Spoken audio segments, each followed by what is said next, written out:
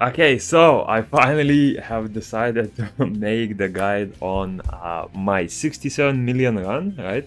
I'm gonna be using footage from that run to explain in detail about everything that you need to do in order to achieve a very high score, right? So yeah, let's start with the basics, and that is the pick of your character, right? So this time around, there's like 5 or 6 characters, all right? Before you reach level 31, I would highly suggest you use the Shushu, the Light Howl, whenever you unlock it, because she has a bonus of dropping more coins, right? And the faster you acquire these coins, the more upgrades you will be able to do, and you will not struggle as much with the earlier levels around, right? And yeah, I've been using Shushu since like level 12 or 13 or something like that. I think to unlock it at like level 10. And by the time I reached level 30, I already had, I believe my character was upgraded to like level 27, so very close to the maximum level, right? And I only needed a few more runs to fully max out the character itself. Not the buffs, but the character itself, right? So yeah, I highly recommend using Shushu before you reach level 31. However, for high scores themselves, you will want to use the Ice Naraka. And the reason for that is she has a buff that gives you more damage whenever the enemy is frozen. And in this boss fight, if you want to get a high score, you will rely on 2 mechanics a lot, the freezing and the petrify from the this like plant skill or whatever, right? So yeah, the boss will be frozen for like third of the duration of the fight, so the bonus damage you get from that passive will stack a lot. And keep in mind, this bonus damage works on all types of damage, not just the ice skill itself, I believe, at least, right? From what I've tested, though I could be wrong, so feel free to fix me on that. But yeah, at the beginning of the fight, like the first 2 minutes, there's really nothing special. You're just trying to collect your abilities. One tip I would advise you is instead of leveling up abilities, try to get all 6 weapons as well as all 6 abilities at least at level 1, because it will not improve your high score run in itself. However, I've been restarting numerous times because for the record run to work, you need all 6 buffs, at least the passive buffs, to be the exact correct ones. Otherwise, you will be missing out on either an important skill upgrade or an important passive for damage. And for weapons, pretty much 3 of them are required. However, the other 3 are sort of optional. However, the examples I'm giving here will lead to the highest damage that you can do, right? So the passives that are required will be the Hedgehog. This will increase your critical rate, critical damage. You will need the Fast Charging, which will allow you to use skills way more often. You'll need a Kimbab. This one is not particularly a good passive in itself. However, it is required to awaken or level 6 the Thorn skill, the little like plants, right? So you will need to pick a Kimbab. The Rukurangma stones, these will boost attack by a lot, so that one is also required. The helmet, you only needed to boost the star skill, the shooting stars, to the awaken level 6, so that one's that. And the last passive that you need is the battery. So the battery will allow both the ice as well as the thorns to last much longer, meaning that the boss will stay frozen or rooted for a little bit longer, as well as you will be able to keep him in place for a much longer time, allowing you to do damage more consistently and much safer, because while the target is frozen, while the target is rooted, the boss can't attack you at all, right? So now 2 minutes have passed, the first boss appears. There will be 3 bosses in total, one at 5 minutes, one at 3 minutes, and the final boss for the last 2 minutes. This boss, like the first boss at 5 minutes, is much harder than the one at 3 minutes. So don't worry if you struggle with this one, because once you pass this, you're pretty much good to go, because the by the time you reach the 3-minute boss, first of all, you'll have probably like 3 or 4 awakened skills already, right? At least that's the pace I was going for. And second of all, you will have, not you'll have, but the boss's abilities are much easier to dodge, right? He will not have these annoying arrows that are very fast and go directly at you. The abilities will be a bit more random, right? So yeah, it will be much easier, so make sure to pass this one safely, even if it takes a long time. Trust me, compared to the next boss, you will see it. This one takes probably like at least 10 times longer because you don't have those big damaging abilities, right? Feel free to use the time stop if you find it, right? The only thing, this is very important, the only thing you do not want to be using is the attack buff that drops from enemies, right? If you pick it up by accident, that's whatever, right? But by the time the fight starts, you do want to have one attack buff at least available somewhere in the arena, right? And now, this is another very important point. You do not have to do this if you want to reach like 40 to 50 million score, but if you want to go higher, this is very important. This is very RNG, unfortunately. You will need the Berserker Sword buff. You have two. There will be 2 ways to get it. First one will be from the 5-minute boss. Second one will be from the 3-minute boss, right? So if you do not get the sword here, it's not the end of the world. You can still get it at 3 minutes. However, keep in mind, if you do not get it later on, that's another 2 minutes that you have wasted potentially for playing. So what I did is, usually if I didn't get the Berserker Sword on the 5-minute boss, I would just straight up quit and go for a new run, right? Unless I have all 6 weapons, all 6 buffs already picked out. I have a high damage setup early on, right, which will allow me to speed up the runs.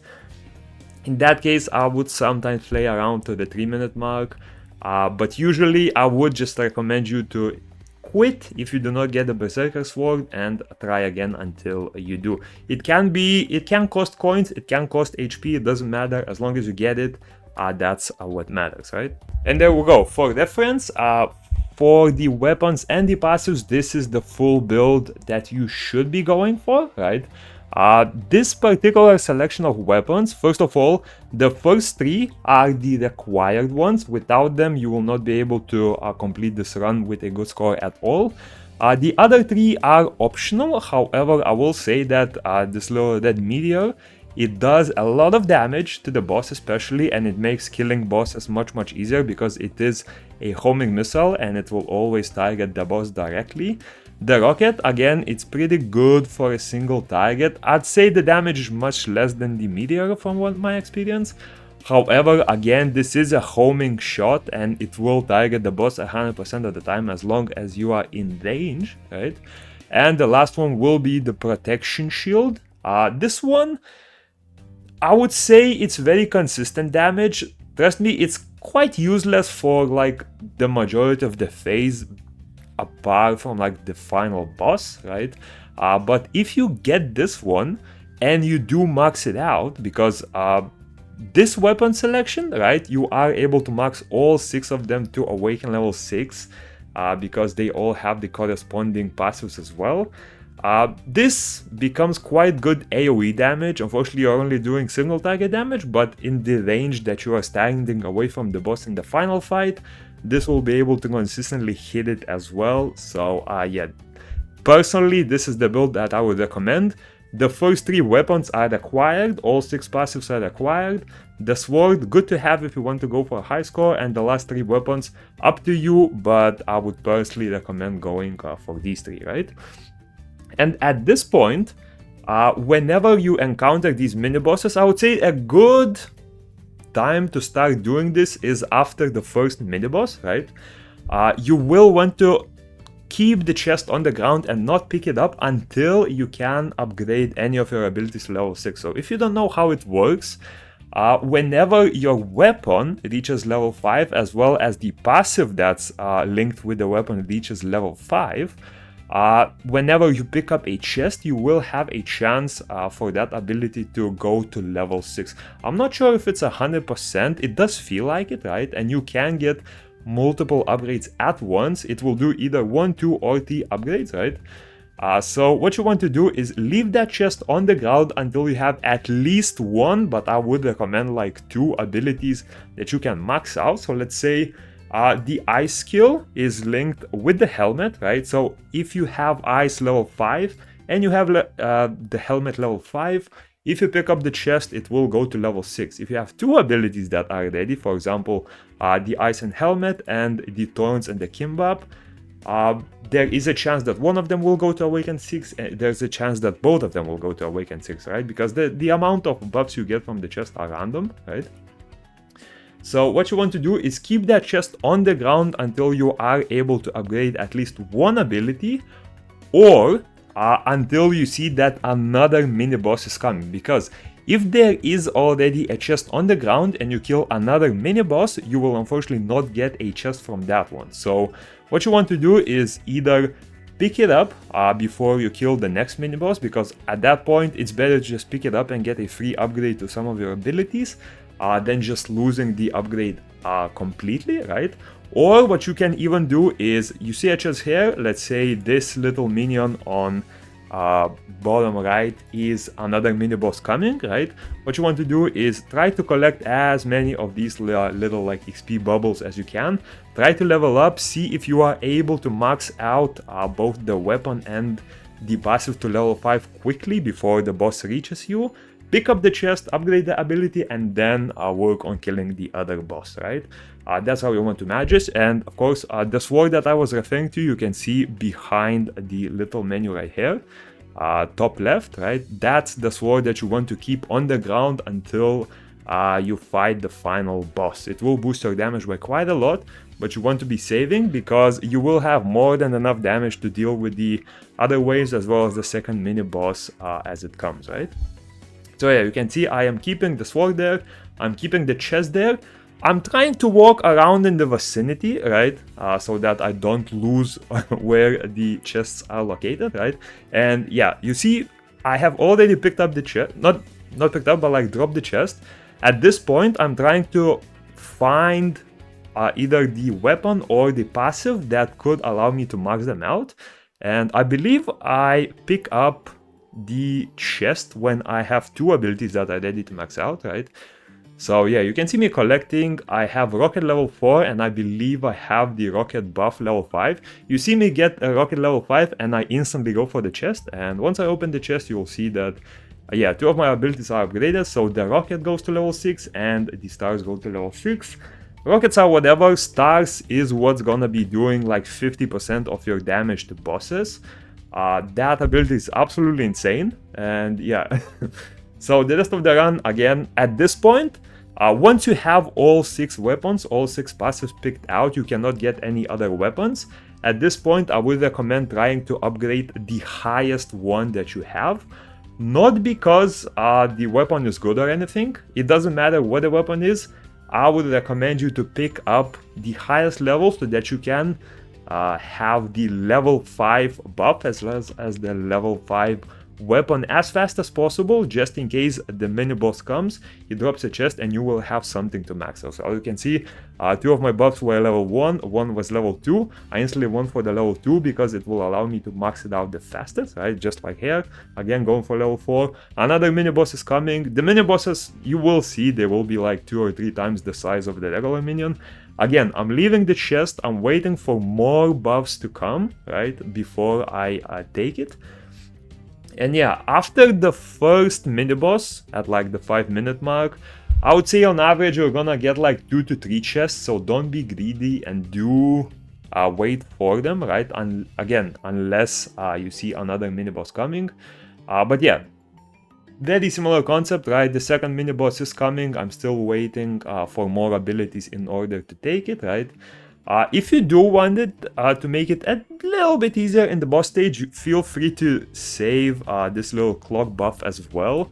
It will make like 10 to 15 seconds of the boss fight a little bit easier. Again, you can see I picked up the chest.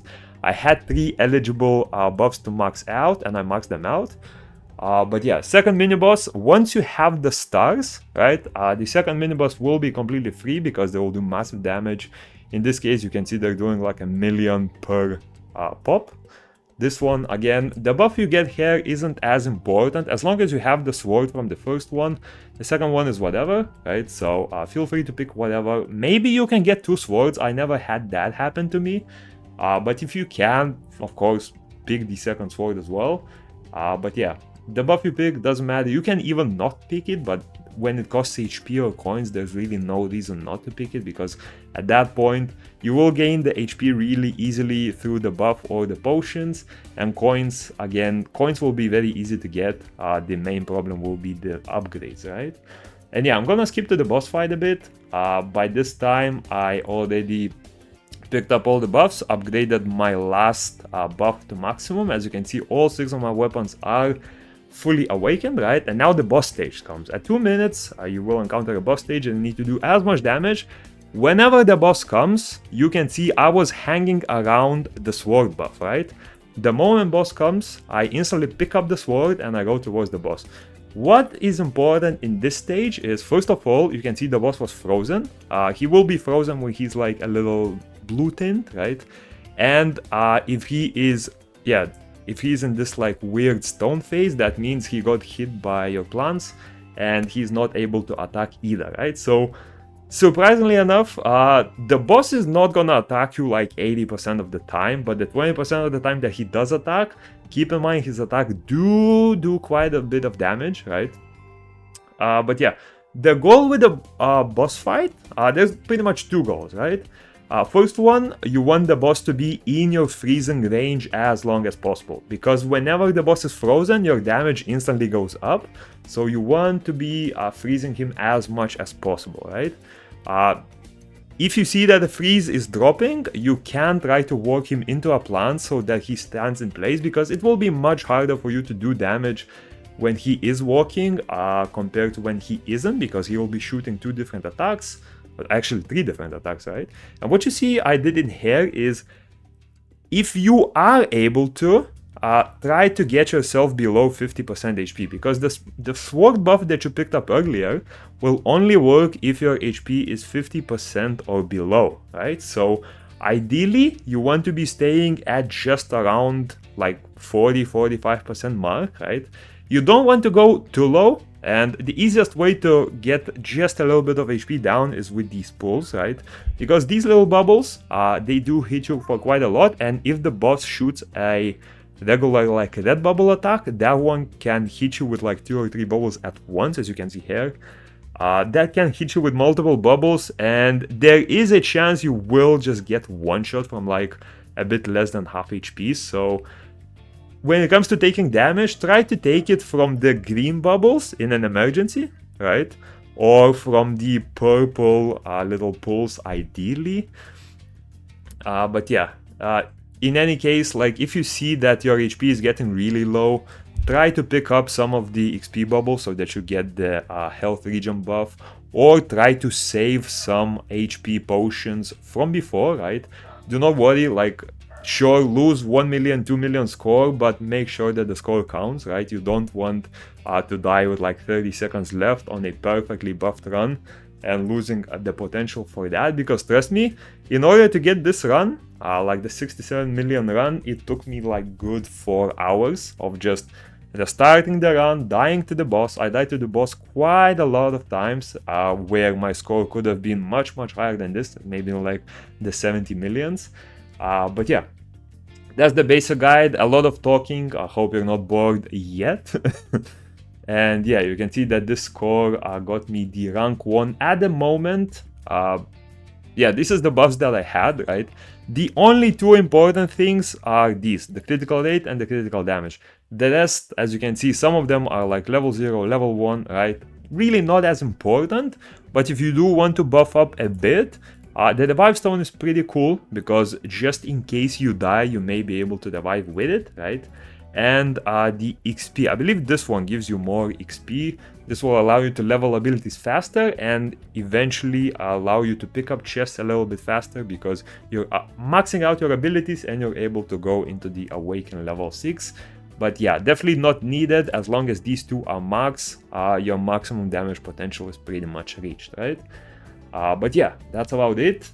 With these runs, I did get the rank 1 at the moment, right? Let me see if I can find it. Yeah, I was rank 1 for a bit. I'm already like top 10 or something only, right?